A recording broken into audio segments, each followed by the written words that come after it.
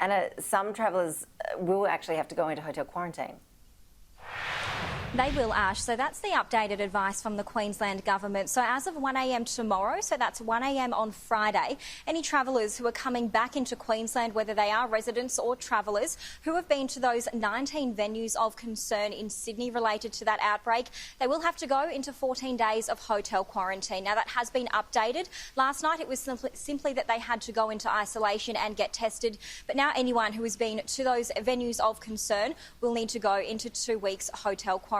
Now, the Queensland Health Department says people should be listening to the travel advice. They should actually not be travelling, but that is going to be the consequence if they do so. They are also expecting those list of venues to grow from New South Wales as that contact tracing and investigation down there continues. So they're saying any Queenslanders or travellers who have been to any parts surrounding Sydney to really keep an eye on those and be prepared to go into quarantine if new locations are announced.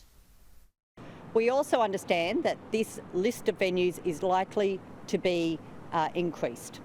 So anyone who has been in New South Wales since the 27th of April, we ask this of you. If you have any symptoms whatsoever, please get tested. If you arrive after 1 a.m. tomorrow and while you are in Queensland, identify new venues that you have been at, please immediately quarantine and call 13 Health so that we can put in place arrangements to quarantine you in hotel quarantine.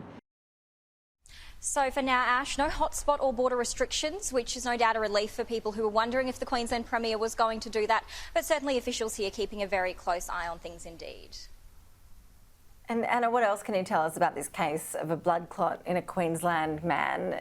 Authorities saying it is linked to the AstraZeneca vaccine. So this was also announced during that Queensland Health press conference. So a 66-year-old man who received his first dose of the AstraZeneca vaccine back on March 30 started to experience abdominal pains. Now, he is up in Townsville. He was admitted to hospital there. So the Queensland Chief Health Officer preempting an announcement from the Therapeutic Goods Administration today, saying that they are going to confirm that they believe that he has developed thrombosis or blood clots as a result of receiving the AstraZeneca vaccine.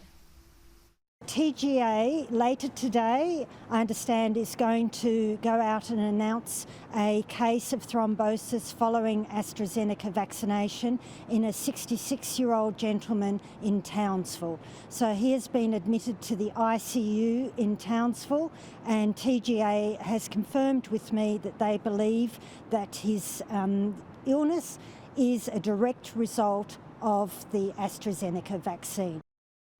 Now, we are expecting to hear an update from the TGA in a short amount of time. But in more breaking news, the Department of Health in Tasmania is actually convening an advisory board with the TGA. There's another suspected case there. In this case, it's a 70-year-old man. Now, he received his first dose about 7 days ago of the AstraZeneca vaccine and has also developed symptoms of thrombosis or a blood clot. Now, he's doing okay. He is in hospital. But if that is confirmed to be linked to the AstraZeneca vaccine, that combined with cases we have seen in other states would see those incidents bring a total number of 5. Anna Rawlings, thank you for the update.